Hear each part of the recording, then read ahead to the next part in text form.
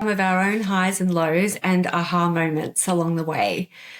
I'll start off with our first question for you both. What's your earliest memory of making art and realising it was more than just a hobby? I'll start with you, Leia. Okay, my first memory of making art, I guess it would be me following around my great-grandfather while he was painting and carving wood in his studio and giving me paint and paper to just, I guess, settle me down and get me out of the way.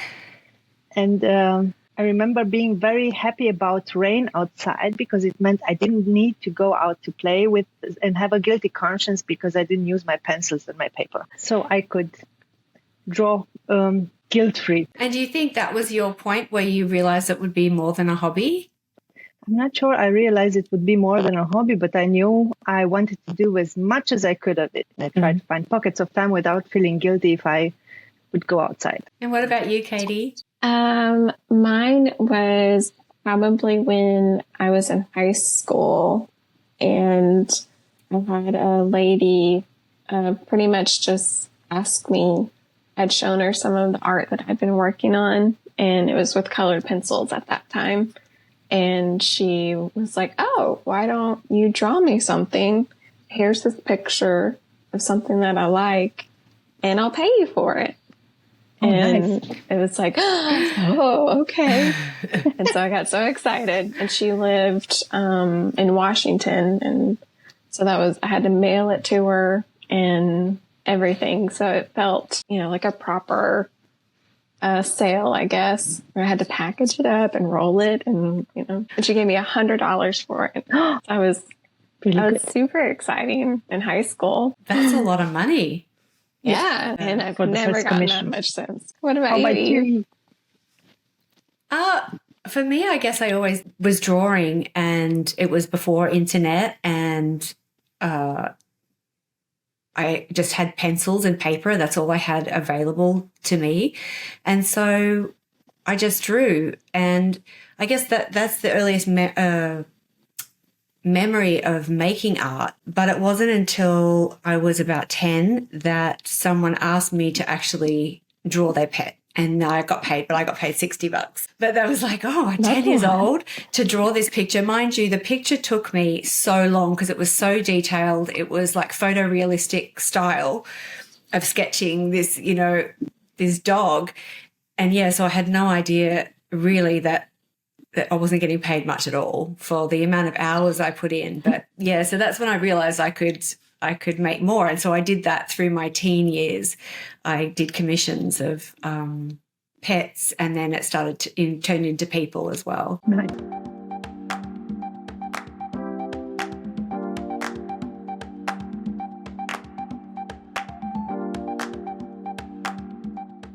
Okay, question 2. Okay. What inspired you to pursue art as a career instead of keeping it as a passion? Eve, you want to go first? Oh my gosh, I'm trying to think what inspired me first. The most recent part, so I worked as a graphic designer, and I started that job actually when I was 15.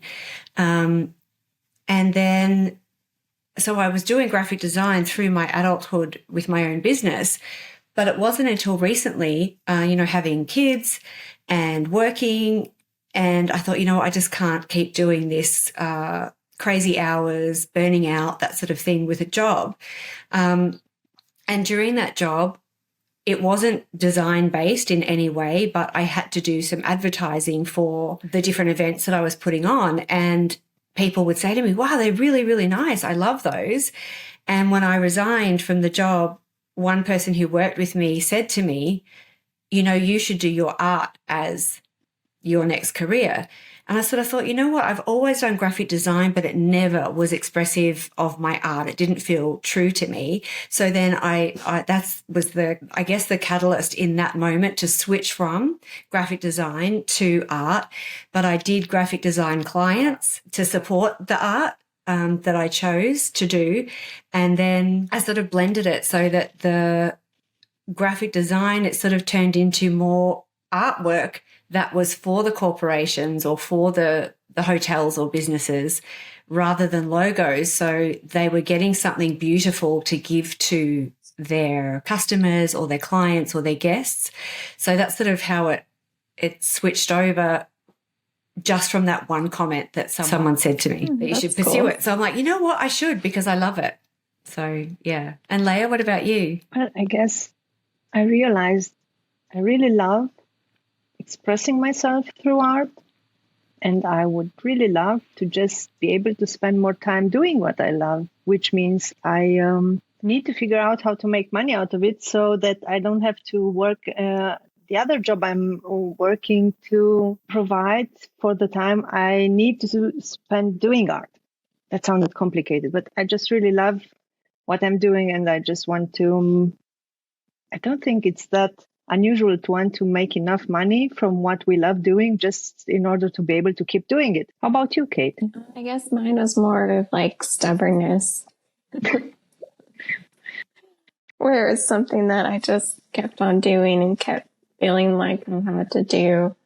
And yeah, it's just something that I just haven't, I'll stop for a little bit and then I'll be like, oh, okay, and I keep going. So it's just a stubbornness of just not quitting and wanting to keep going and yeah, show that side of myself and having that creative freedom to just do what I want.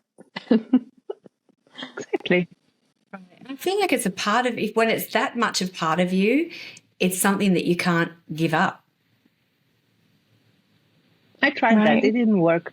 Yeah. Yeah. It never seems to work. Yeah. Nope. And it's sort of like when the older you get, the more you realize, you know what, this is what I really want to do. And I think sometimes that just comes from experience of, I'm doing the job, I'm doing what people are telling me to do or what's expected of me. And then you're like, oh, you know what, I still really want to do this.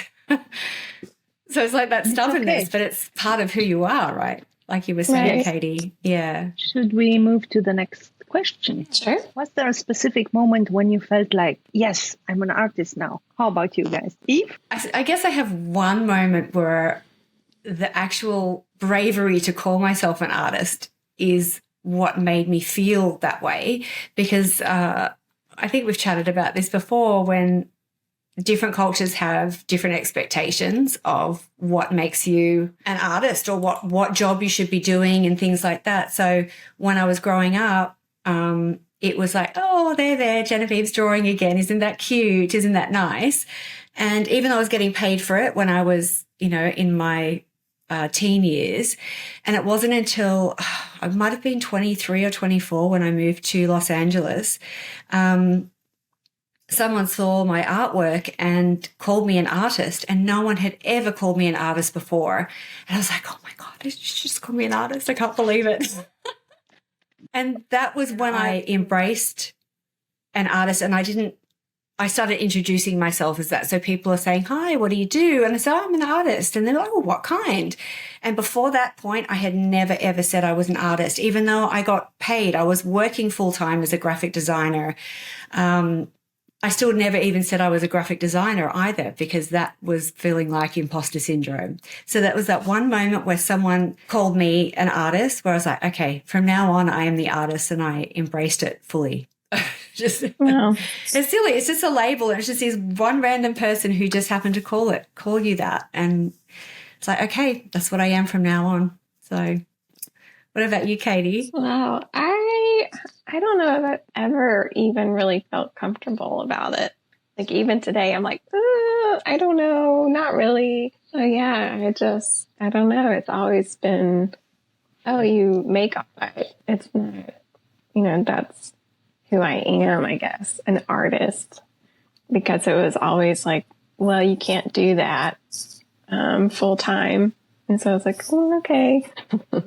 I've always been called creative, I guess. I haven't ever had anyone say, you're an artist. That just seems like, I guess, bigger to me in a way or something. I don't know. If that makes sense. You're an artist, Katie. You're both beautiful artists. I love your work. Amazing artist. Yeah. And Leia, did you have a moment where you felt like, this is it, that's who I am, an artist? It's strange. I can't really pinpoint the moment when it happened and I decided I am an artist, no matter what anybody else thinks. But I do recall a lot of moments when people told me I'm not an artist because I didn't study arts, which at some point just felt as a challenge. Who says I'm not? And by what standards do we measure being an artist or not? So kind of took a while. I did want to study arts. And then after long discussions with my parents, decided I'll go with the pragmatic solution and became a civil engineer. Yay! I do like my job and I do have the opportunity of being creative, but not in all the ways and in the range. I really am creative anyway and want to express myself. So I remember whining a lot to my friends, my dear friends, about wanting to be an artist. And at some point, a very good friend of mine told me, well, just do a bloody exhibition. You are an artist. You have enough work. And my answer, I don't really have a space. Well, I have a space. So you have run out of excuses. And I am very, very grateful to him and his wife for supporting me to actually get my first solo exhibition together in their space, because they kind of pushed me to accept that I am an artist already. I had to write the artist statement. I had to explain why I'm doing what I'm doing and what I'm trying to express through it. And suddenly I realized I am an artist. So yeah, that's my nice story. Yeah, that you had people encouraging you. Yeah, having people encourage us to follow our paths, I think it's incredibly important. That's why I'm very grateful for you guys too. You too. Okay. Thank you. But it's so true when you're talking about not being an artist because what is the career that is expected of you. I think that is what it definitely affected the career choices that I made for sure. And to then pursue it, and then you sort of sometimes even put your own barriers to, if you're an artist, you'll say, if I make money, then I'm an artist, or if I have an exhibition, then I'll be an artist, or but all of that work that you do beforehand, that's you being the artist. These other goals that you set or that other people expect of you don't really, in my mind, have anything to do with if you're an artist or not. But when you're going through that journey, yes, until you get there. And then you look back and go, oh, I was an artist all along. Yes, exactly. Yeah. Can you share a turning point or a challenge that shaped the direction of your creative path, Leia? I can. I actually can. I didn't realize it for a long time, but I always searched for a way to express myself artistically. While I was studying and working in Romania, in Timișoara, where I lived for 10 years, I used to dance Argentine tango, salsa, went out with my friends and danced. And that was the way I was expressing myself artistically at the time. And then I moved to Germany in 2013 and I didn't have the dance anymore. So I started drawing again, and quite soon after I got here, because I needed it. So yeah, that really shaped the direction of my creative path, moving to Germany and not having dance for a change to express myself. How about you, Katie? I know, I've been trying to think of something. I don't really know, except just that, I guess the usual of like what y'all have been talking about with our job choices, and just that, no, you can't do that. So you need to find a different path, and going with interior design. And then that had its own challenges. And then it was like, well, I'm still kind of doing art on the side and trying to make something happen with that as well. So yeah, that was probably definitely changed my trajectory of what I was doing. I'm looking at the question again. I know, I'm like, ugh. Yeah. But Eve didn't answer it, right? Yeah, Leia, I think similarly to you, because when I grew up in Australia, and if I would show artworks, or someone would say, oh, well, because when I was doing those hyper-realistic pencil drawings, hyper-realistic, photorealistic, whatever you call it, I would use a grid so that you would get especially when you're drawing faces, and there was so much detail and they were so large because I had to enlarge it from a small image into a bigger piece of paper, that I would use a grid to make sure that I got everything in the correct proportion. And I still remember someone saying to me, you can't do that. That's not a real way to draw. And because I hadn't erased that yet, I was just showing, so it was probably someone in my family, who knows. And to me now, looking back at that, I'm like, that's like asking a plumber not to use a plunger, or someone who's building a house not to use a hammer, because these are the tools that we use to create our work.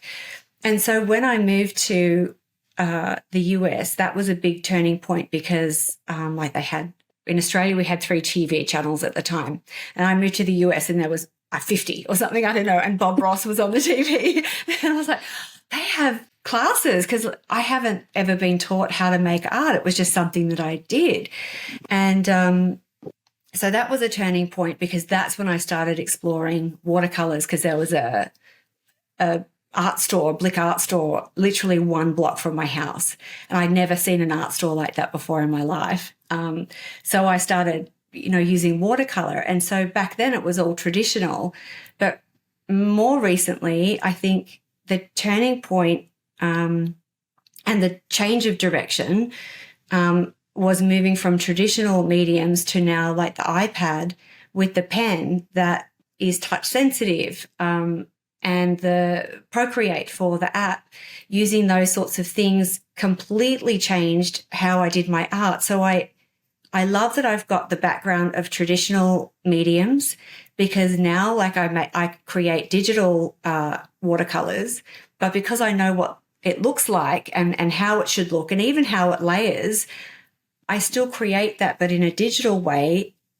And it's quite similar actually, because you can make the paint or the digital paint flow into each other and make it interact and things like that. So that's really changed everything. But the digital part, I think, changed the ability to sell it and edit it and do all of these things that you couldn't do before. It was originals, or you would sort of have it not photocopied, but, you would use the photocopier to, I guess you could scan it in too, but even going back before that, if I wanted to print it, I'd have to get someone to sort of photocopy it onto a drive or onto a floppy disk. I'm that old.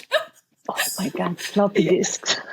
Right. So that sort of, it just opened up so many more avenues. And then, of course, a print on demand sites and things. I think that then gives you a shop front that allowed for more creativity and then for learning more things. But even you've got like learning platforms now that we didn't have, and that shaped how I do my art as well, for sure, by just learning from other artists. With the birth of YouTube and just having everything right there that you can just immediately search up. And you can find your people through learning and all the different teachers that you can follow, and then you guys. That's how I found you guys, through following teachers and things. Yeah, that's true.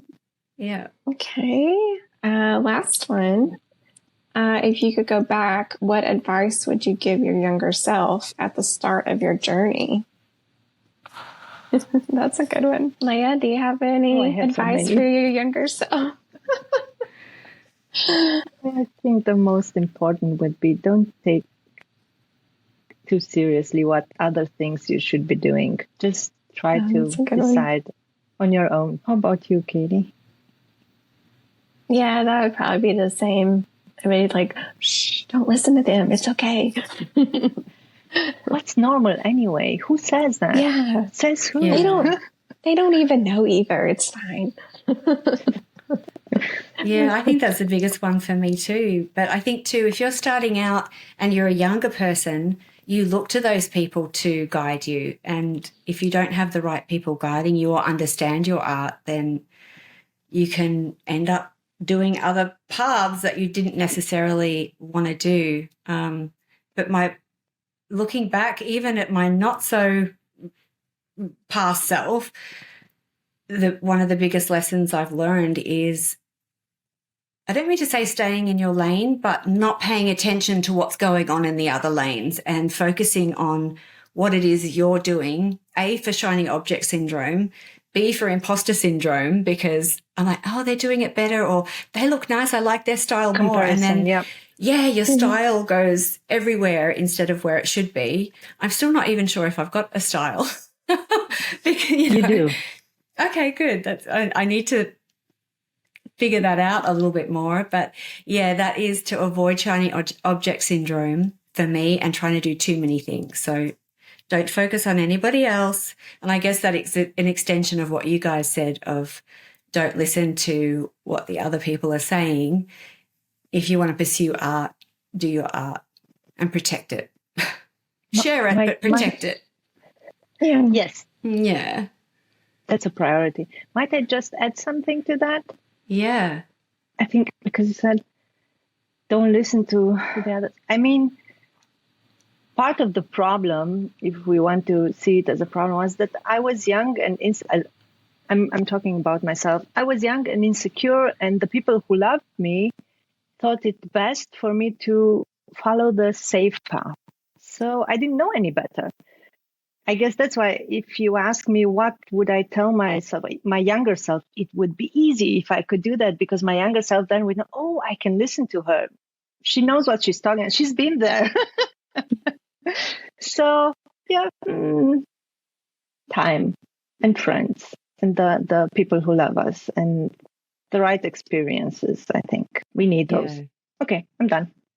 It's hard just to give one bit of advice because it's like, no, you need your community too. Because if you've got your community, you've got that confidence to move into the career that you want to have.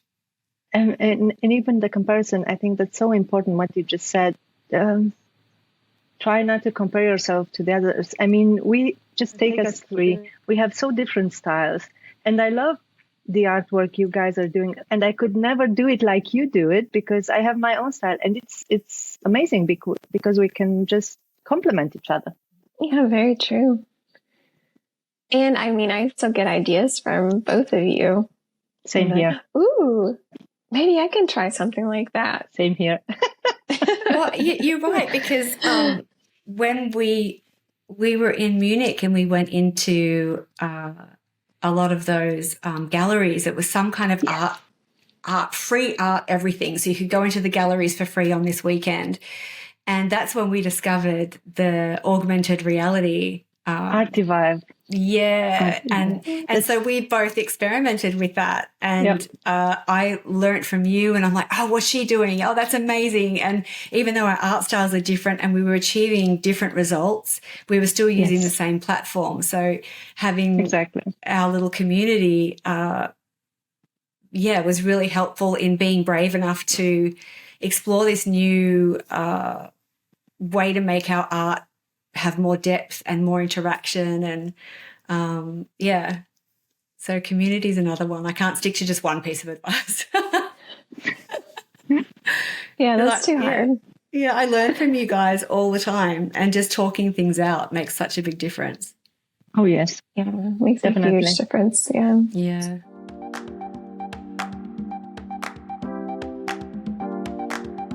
That wraps up this episode of Art Table Talks. Thanks for joining us on today's topic.